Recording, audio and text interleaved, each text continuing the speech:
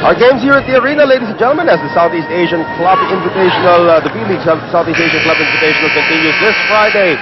Ateneo versus Malaysia, and the Philippine Army takes on Viet Sovpetro.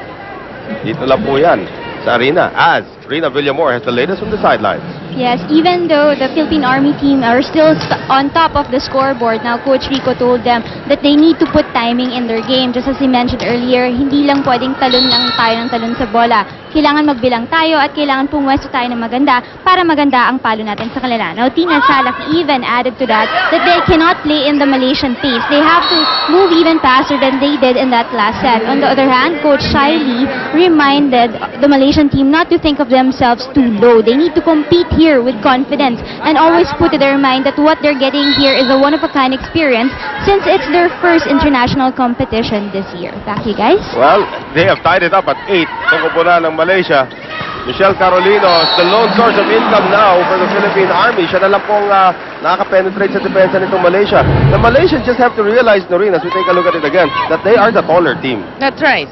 But again, because you know, they're not used to playing with each other, the gelling is in, you know, a question mark. But you can see, you know, they have improved already in a matter of first set to second set. Their offense, their defense. Lakas na ng palo, no? Exactly. The only thing they need to work on right now is their blocking. And that's what the setting of Lai Kwan Lim has done, as Sup Ting Yu will score once again here for Malaysia. They tie things up at 9.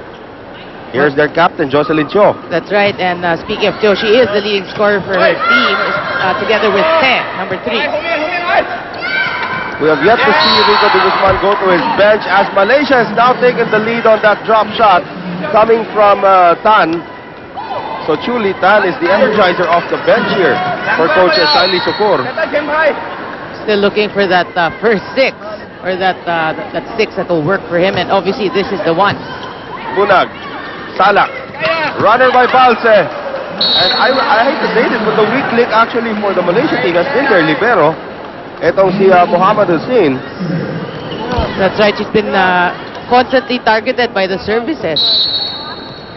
So we are tied at 10. Balse, Hussein. Set up there to the other side for Yu.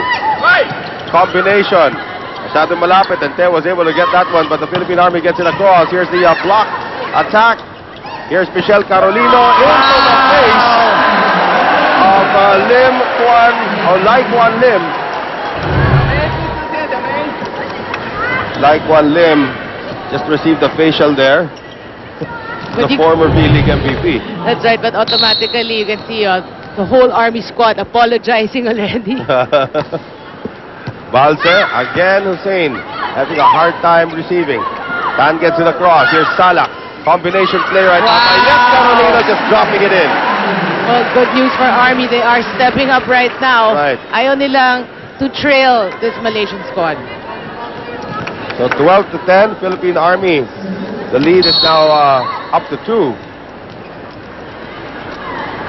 Balse. Wow, what a good serve. Muhammad Hussein with the reception there, a pretty good one. Yo into the net. Well, that was actually very far from the net. 13 to 10. Timeout here called by Mod Shiley Sukur for Team Malaysia. Let's see if we can listen in. Be careful of the number 9, the open player. Of course, the center player, if the number 5 in front, take care of her more. Number 5 in front. Okay. The placing, you have to really move. Don't just sit. You just stand. You just go. Tak dapat bola tidak apa kan. At least you make a move. Tadi tu nampak tidak gerak. Mesti gerak-gerak. Natigilan na yung pag-i-English sa bandang dulo. But they are now starting to mark number 9 and number 5, which happen to be Michelle Carolino and Mary Jean Balse. As we continue here, yan po kami mapakalan. Noel Zarate alongside Noreen Go. Kasama rin si Rina Villamor from the arena. This is day number 1 of the V-League Southeast Asian Club Invitational. It's the Philippine Army going up against Malaysia. Balse, her serve hits the net, almost went in. Lim on the setup now for Te. Salak, Bunag. Good dig. Muhammad keeps it alive. Combination play. Wow! A relentless attack there again from Mayat Carolino. Tina Salak has been doing phenomenal job in setting huling-huli na yung blockers of Malaysia. But you know, early on when during that huddle, I was looking at the bench of Army warming up. That's the first 6 for you. You have Denisa Bautista, you have Ruby De Leon. Rachel Andakis was there a while ago because the libero was hit for her. Andiyan pa si Dalia Cruz. Dalia Cruz. May Ersi Ratay ka pa. Ang dami. Yun na nga, I failed to mention that Ruby De Leon is also part of this team. Pero in that 6 spiker si Oh naman, pero maliit na spiker yon. Another service ace, and now, I think the Philippine Army has found out that let us attack the libero. Yun ang weak link nila ngayon. 16-10, all of a sudden, Philippine Army up by 6. Yeah,